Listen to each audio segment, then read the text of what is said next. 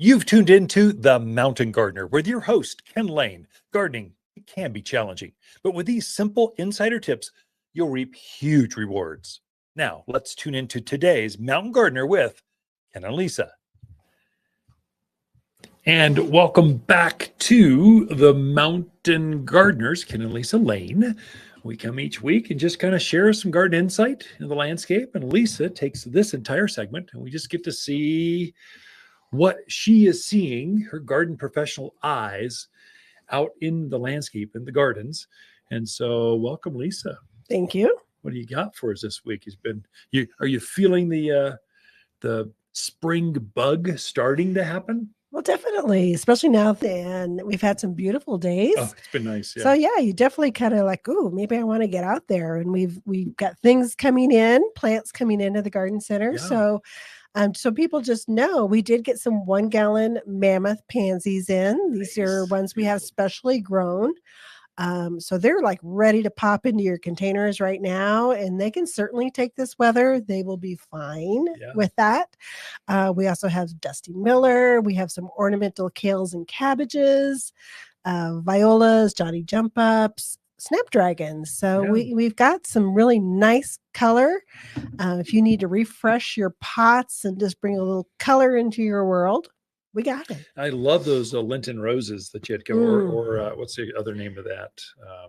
Lenten rose. Hellebores. Helleboris. Both so the Latin name. They're striking. I love that black one. That white with the dusty pink in the middle of it. It's glorious. They're all spring. They're all very early spring to late winter bloomers. This is the time when you find them at garden centers. If you're coming in end of April and May, we're not going to have any of these things you just mentioned. Right. We're moving over to geraniums, petunias, and zinnias, and all the summer things. So you plant these things now, and they last until summer hits. So finally, in June sometime, at least the flowers, like Lenten rose or hellebores, the flower will fade, but the foliage is evergreen, so it stays there. It just won't be in bloom with that fragrance of snapdragons. I mean, animals don't bother snaps. That is true. I mean, deer, javelina, they leave snapdragons alone. So plant those if you're in the forest. There's nothing like a giant pansy. Oh, those mammoth pansy, huge. They're like bigger than a silver dollar. Do people even understand how big a silver dollar is? Am I talking to only 60-year-old, only our people our age, and all younger folks have never seen?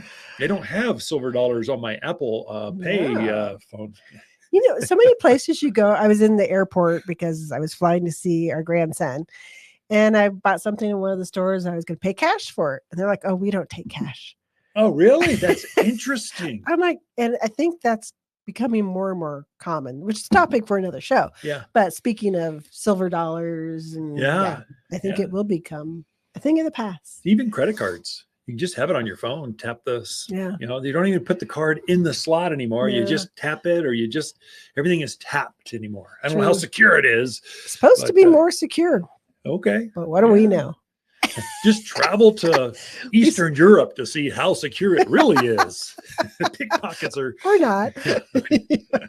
Anyway, what kind of garden topics we got? Well, anyway, so yes, we have a lot of those wonderful spring little flowers if you want to redo your pots, but we also got in our fiber pot roses. Oh, nice. Yeah. So the fiber pot roses are dormant, but they have really nice, usually 3 to 5 real super nice canes on them, good sized canes, which are your starts for your new growth in the spring. And then they're also fully rooted out in their fiber container. So I'd probably call it like a 3-gallon container. Yeah, probably right. So it's got a nice root system in there, fully formed, so it can go into the ground now and be perfectly happy. It's not like it'd be really hard to kill it, when we put it that way, unless you just kept it way too wet. But you have so much more forgiveness with these rooted out roses that are dormant to plant this time of year than you do any other time. Yeah. So fiber pots. So you plant the pot and just take it out of the wrapping, put it in the ground with the pot, and the roots go right through the basically peat moss based pot. And so it's so easy to plant them. They're a good root size. The difference between that and bare root. So we used to sell hundreds of bare root roses. These are roses that basically you rip them out of the ground and they have no roots. There's no soil, no nothing. You put them in the ground and over half of them fail. So if you ever tried that, you're going, I don't know, I don't have green thumbs. They keep dying on me. It's because you're planting something in a very arid climate without roots. You're doomed from the get-go. The fiber pots we planted last year, rooted them on for a year, and now we've got them at the gardens. They're last year's bare root that we've flushed the new roots out, and that's why the success rate goes off the charts. Definitely. Have you got a favorite that you like? Well, we did get some new ones. We're having Floribunda, tea rose, grandifloras, and some climbers and some shrub ones. So one of the new grandifloras out there is called Quest for Zest. Oh, no, that's new. It's a yellow grandiflora rose, brand new 2024 selection. And it has the cool thing about it is it has a very lemony scent. Oh, to it. Nice. So that's yellow with unusual. Lemon. That's so you kind of get it is. So I would definitely try that one out. I love the smell of lemons and that kind of stuff. So it would be really a fun one to try, especially it's a really bright yellow. So definitely would stand out there in the yard and be very, very attractive. One of the more shrub miniature type ones we're getting is called Midnight Fire. So this one it's a purple flower, but it has orange over the top of it. Oh, that's unusual. Yeah. So it just looks Midnight Fire. Yeah. Looks really cool. Kind of a variegated, but just unusual color combination. Yeah. So that one would be a really nice one to try. We're also getting, there's a climber that is very unusual. It's called Golden Opportunity. So it's a climbing rose that's a Floribunda. Oh, that's cool. Wow, that's unusual. No, I'm sorry. Wait, no, it's a climber that's a tea rose. Oh, big flowers. So it has big flowers on it. So it's definitely going to stand out. It's kind of a gold color, hence Golden Opportunity. But it's the only one of its kind. There are, especially within the group that we buy from, it's the only climber that is a tea rose as well. So really kind of cool. You know, big old flowers that are fragrant that climb up the side of a barn or trellis or fence. Right. Definitely. Another really cool climber we're getting is called Rock and Roll. And it's a red and white variegated one.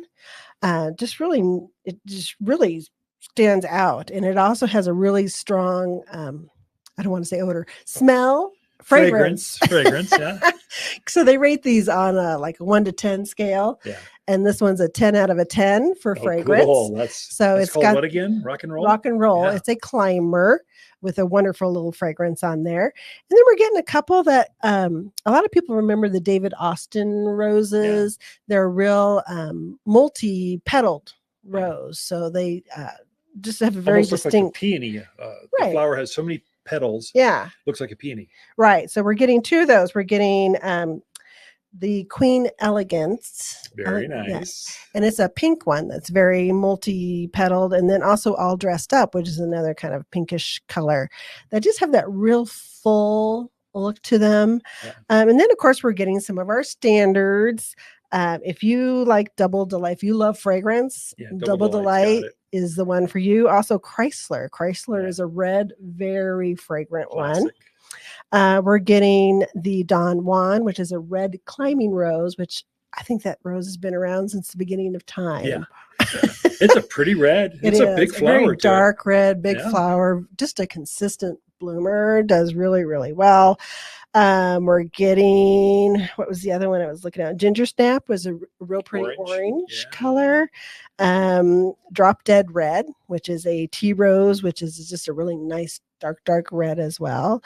Cha-ching, which is, I think it's like a yellow, but it's a deep yellow, very, very beautiful. So nice selection coming in. I would really encourage people to come check them out. It is a wonderful time to plant these. This is a time, if you want the new varieties, you get them in fiber pots. You get them now because we won't have those. We've got 1,000 roses coming the last week of April, as soon as we're out of frost.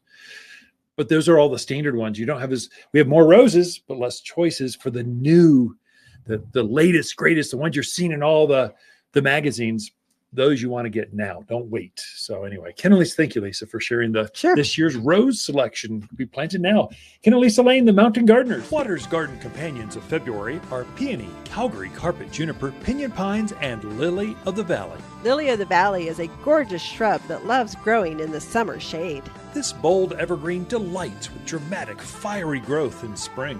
Fragrant wedding cake layers of white flowers hover on graceful arching stems. Each dainty flower is utterly detestable to deer and javelina. Shop the most perennial shrubs in Prescott by store or online at watersgardencenter.com. For a more fruitful garden, increase success in the landscape that just feels better, then tune in daily to the Mountain Gardener podcast. Subscribe through your favorite podcast streamer or visit watersgardencenter.com. Better yet, visit me directly right here at Waters Garden Center. Thanks for tuning in.